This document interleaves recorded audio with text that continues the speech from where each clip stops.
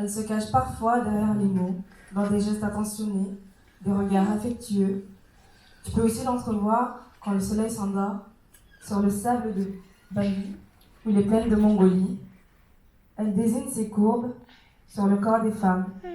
Une silhouette suffit pour révéler ses charmes. Elle éclaire les visages, délivre les sourires, dévoile la richesse de l'âme, puis s'éteint.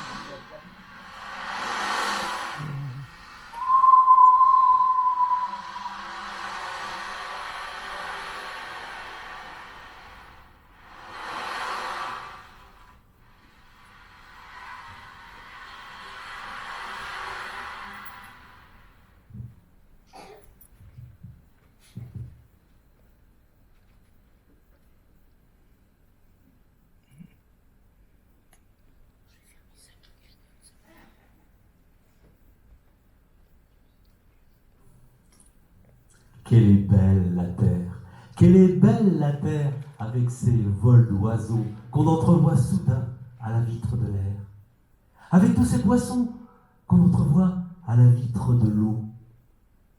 La peur les force vite à chercher un couvert, et l'homme se tient seul derrière le rideau. Qu'elle est belle la terre, qu'elle est belle la terre avec ses animaux, avec sa cargaison de grâce et de mystère. Le poète se tient à la vitre des mots. Cette beauté qu'il chante, il la donne à son frère, qui se lave les yeux dans le matin nouveau.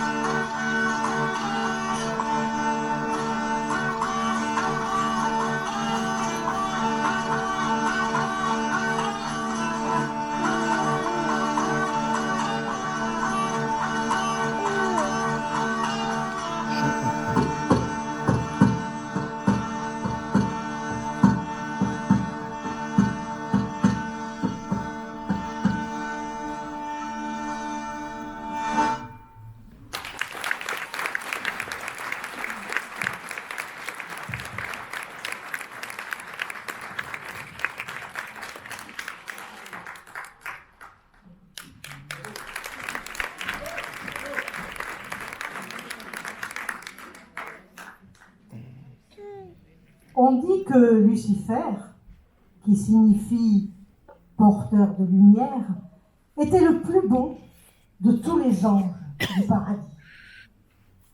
Mais de par sa beauté et son orgueil démesuré, il s'est rebellé contre le Créateur et celui-ci, dans sa grande puissance, l'aurait banni du paradis et envoyé vivre en enfer, faisant de lui un ange déchu pour l'éternité.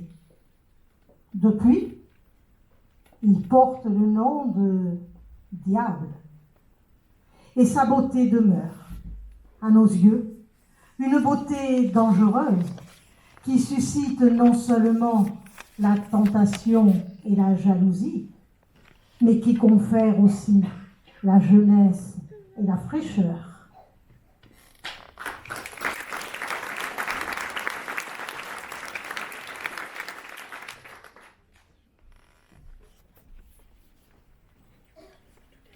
Avant son arrivée, ici, c'était le paradis. Depuis, les feux de l'enfer sévissent, enflamment et incendient nos terres. Pour certains même, le démon de midi sillonne dans leurs artères, titillant le vieil amant en jachère, tout comme le jeune puceau étourdi. Est-ce les chancrures de son corsage qui met en émoi tout le village, ou son aguicheuse chute de rein qui émoustille le chaste pèlerin? Est-ce son doux visage d'ange qui des bonnes âmes dérange, ou son opulente crinière brune qui bouscule la libido des uns ou des unes? Ou est-ce tout simplement la fraîcheur de son âge qui, sans le vouloir, fait du remue-ménage? Elle est dotée d'une beauté qui ensorcelle, Colporte des rombières aux voix de crécelle, des péronnelles en abstinence perpétuelle, des bigotes en jeûne éternel. Prenez garde, c'est une brebis égarée, Un sujet de Satan plein de vunité. Oui, c'est une pécheresse à damner un abbé, une ogresse à défroquer un curé. C'est une Ève sans vertu, un fruit défendu, un fruit de la passion qui fait perdre la raison. À sa vue, on implore tous les saints, quand sous un voile de soie blême se dessine la rondeur de ses seins. Alors, oubliant jusqu'à son nom de baptême, loin des louanges, sans foi, sans loi, on ragote, on blasphème.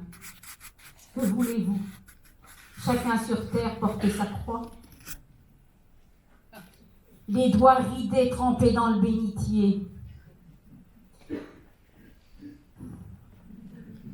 Le nez plongé dans leur micelle alliée.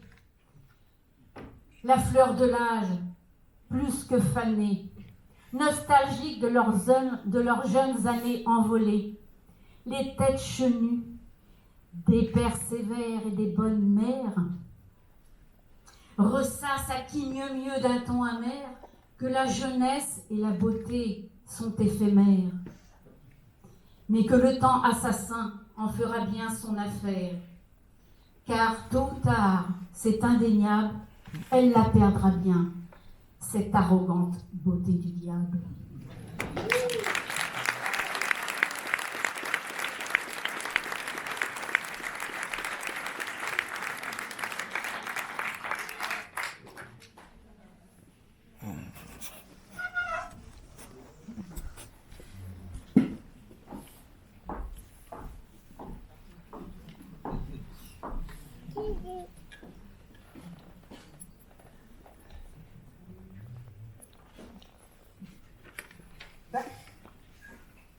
Qu'est-ce qu'elle a en main?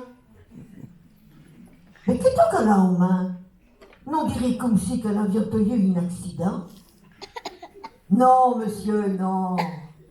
Oh, mesdames, mais non, monsieur, mettiez les mains là avant de travailler. Hey. À l'avant, labourer les champs. À l'avant, faucher, faire les métives. À l'avant, fait la lessive. Tirez les mains là, monsieur. Tirez les mains là. À l'avant, pétrir les pains. Tirez les mains là. À l'avant, mener les vaches au pré. Do commencement du jour à soleil couché. Tirez les mains là. Monsieur. Il faut les regarder avec les yeux de l'âme. Alors, au bout d'un moment, on les trouve jolies, avec du charme, pleines de travail de toute une vie. Tiens les mains là, monsieur, à s'abandonner la vie, à se torcher, bercer, punir. Tiens les mains là, monsieur. Voyez, au début de Chaudriaille, on était pourtant de domaine que l'ail. Tiens les mains là, monsieur. Dame, on est domaine femme.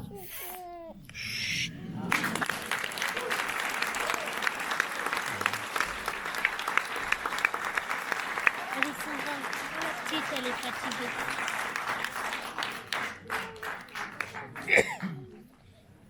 Et tu restes sage.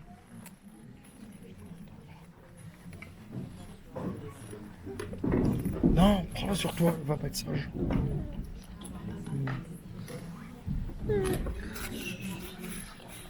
T'as pas si je vois que le rideau là. Ah non, tu peux pas. Hein.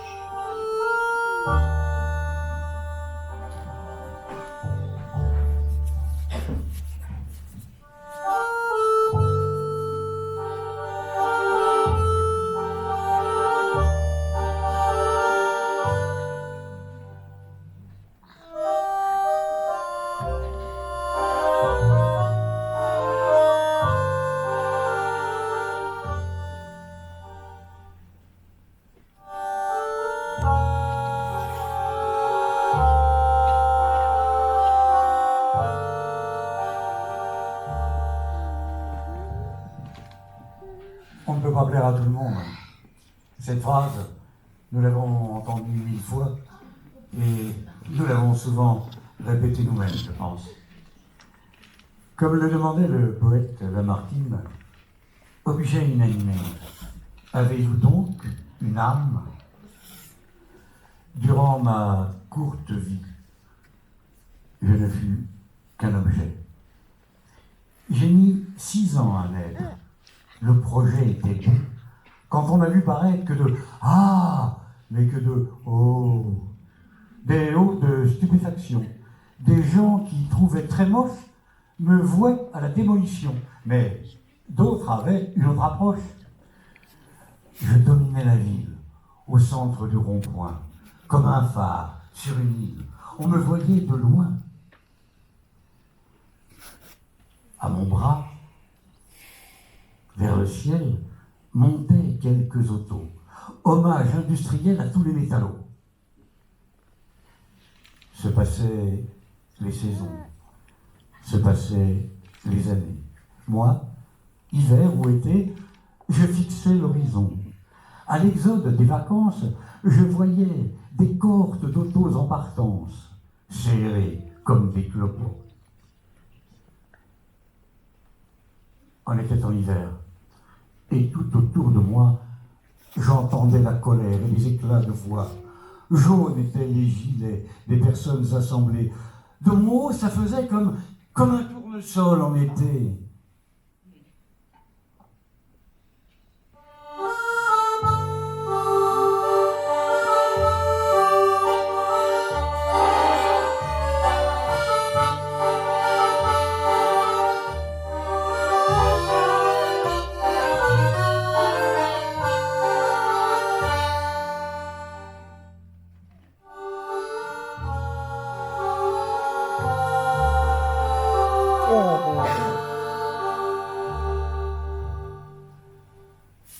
feu est monté, que les flammes ont brûlé les carcasses d'auto à mon bras assemblé.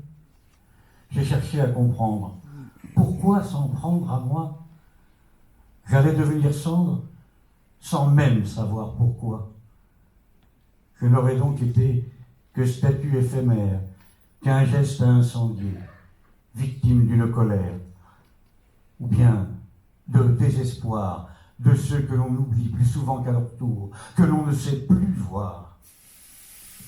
Je ne sais rien de l'incendiaire, n'écoute pas les polémistes, à nul je ne jette la pierre, mais j'en suis profondément triste.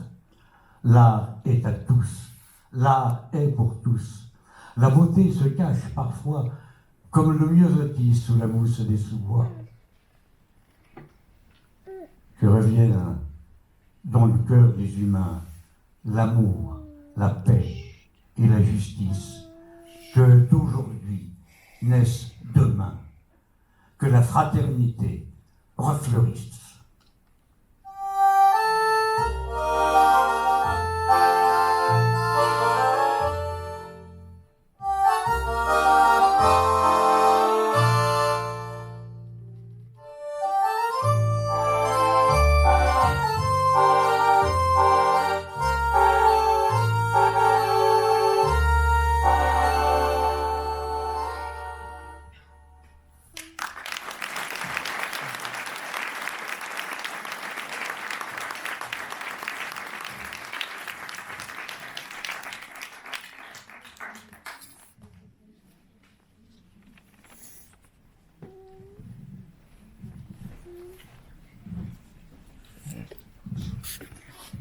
Si ta mémoire est de bois, je te dirai arbre, je crois. Si ta mémoire est de pierre, j'y graverai la lumière. Si ta mémoire est de papier, je te lirai dans l'écorce du peuplier. Et si ta mémoire est de parole, je les cueillerai avant leur envol. Si tu nommes beauté la douceur de la peau, si tu nommes beauté un bouquet assemblé de mots, si tu nommes beauté la droiture du regard, si tu nommes beauté la pureté du cœur, si tu nommes beauté celui qui avance sans phare, si tu nommes beauté la force surmontant la peur, alors, eh bien, face à la soif de justice qui gronde, tu seras mémoire du monde, tu seras mémoire du monde.